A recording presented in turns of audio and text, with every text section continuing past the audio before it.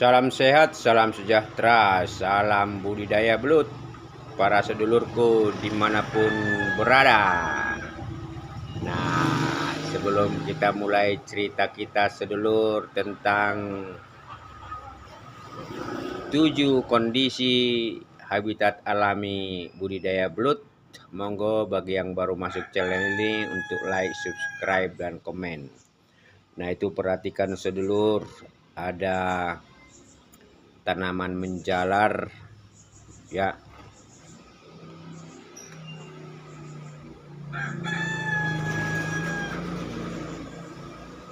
Taman paria, ada jagung, ada kacang panjang. Nah, paria ini juga relatif tumbuhnya mendahului rencana tabur benih anakan lele, sehingga kita juga udah panen berkali-kali paria itu. Jadi kondisi habitat alami yang pertama sebenarnya itu adalah adanya pelindung di bawah kolam budidaya kita. Bisa saja paranet, bisa saja seperti ini. Ini tanaman pelindung. Nah, yang kedua, sudah tumbuhnya rerumputan alami liar. Jadi membuat media ini relatif sudah matang lah, sudah busuk ya, sehingga rumput-rumput pun udah mulai kondusif untuk tumbuh.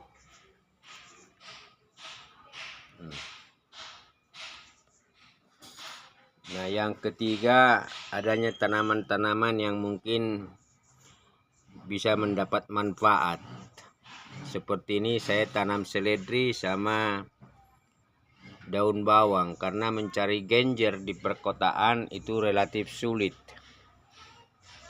Di lingkungan perumahan sudah jarang yang namanya genjer. Nah, itu yang ketiga. Kalau di pedesaan mungkin ini genjer bisa ditanami atau kemudian juga bisa padi, sehingga memang akhirnya ya dapat manfaat juga dari tanaman yang ditempatkan di dalam media. Nah, yang keempat itu ada tanaman air seperti ini, enceng. Dan enceng ini relatif menjadi tempat nyaman, tempat berlindung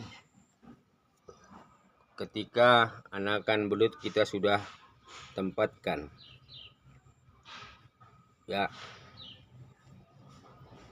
Akar enceng itu menjadi tempat yang sangat nyaman dan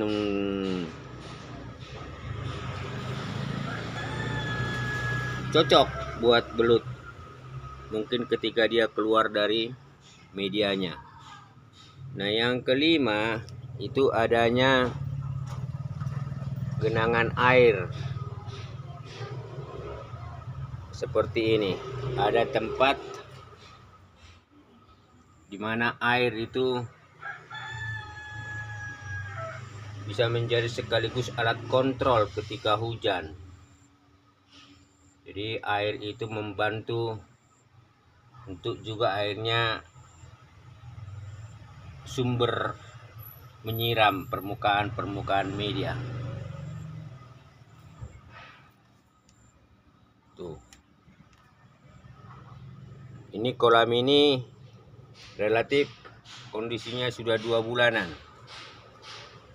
Sehingga memang tanaman pelindung juga relatif sudah berbuah.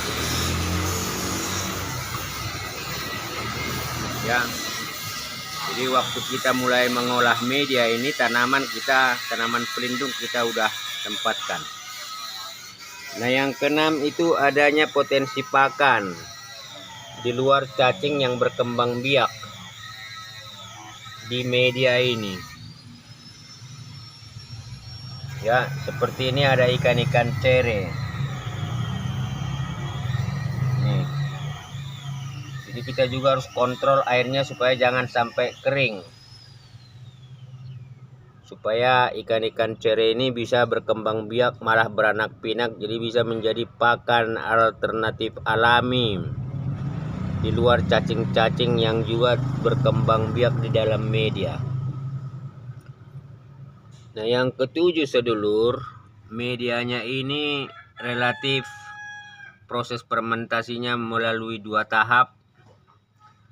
Tahap pertama itu adalah di awal pencampuran, karena kita pisah, bukan kita gabung proses fermentasi itu gedebok pisang, kemudian rumput kering, kemudian itu tanah merah, kemudian unsur-unsur organik lain,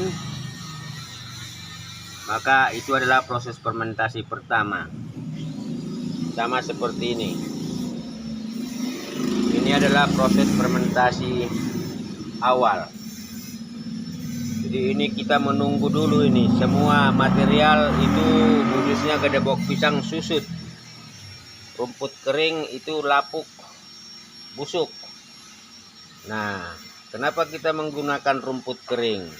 Karena di perkotaan, di lingkungan perumahan mencari damen atau jerami itu sulit. Jadi kita gunakan sumber daya alam yang ada saja, rumput-rumput kering dari hasil kebun tetangga seperti ini, ya. Lalu ini tanah merah. Kenapa tanah merah? Karena juga mencari lumpur itu relatif tidak mungkin lagi di lingkungan perumahan. Jadi fermentasi media setelah pasca, ya, fermentasi pertama, semua airnya kita aduk lagi, kita racik lagi, kita kumpulkan lagi, dan pada akhirnya kita tunggu proses pembusukan, pelapukan, proses fermentasi kedua, sampai diandaikan setelah 2 bulanan atau 1,5 bulan minimal, muncullah tadi indikasi-indikasi yang ada itu, rumput-rumput liar, kemudian kita lakukan unsur pendukungnya, hanya terciptalah kondisi habitat alami seperti ini. Tetapi di luar itu, ini yang ke-8, batang singkong ini kita jemur seperti ini, ya. Ini sudah kering, ini kita tinggal tempatkan. Di bawah itu sudah ada tanah. Nah, ini kita tinggal tempatkan, baru kemudian medianya ini hasil fermentasi pertama, itu kita tuang lagi ke dalam box ini, sehingga terjadi proses fermentasi kedua. Artinya apa? Di bawah media ini kita tempatkan batang-batang singkong kering sebagai unsur pendukung dari habitat alami media budidaya belut itu. Itu sedulur yang kita lakukan, sehingga pada akhirnya rongga-rongga, ruang-ruang untuk bersembunyi ada tersedia, lembek, longgar, terbuka, sehingga airnya, ya, ini menjadi tidak padat, tidak keras. Yang kadang-kadang berarti yang ke-9 kita siram, kita melakukan penambahan air ke atas permukaan, ibaratnya begini, ya. Dan ketika media itu relatif sudah matang seperti ini, terkondisi dengan, ya, syarat-syarat alami tadi, ini airnya sudah bening, tidak keruh, tidak berbau, tidak busuk, sehingga diandaikan hari ini atau besok kita akan mulai tempatkan anakan belut yang sekarang baru kemarin sudah atau sedang kita karantina.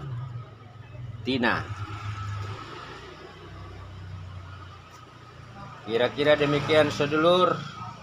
Monggo bagi yang suka dengan video ini untuk dibagikan, share, like, komen, supaya kita bersemangat untuk berbagi pengalaman sekaligus belajar buat pengalaman dan pengetahuan sendiri dalam pengembangan bisnis belut. Sehat selalu, salam sejahtera.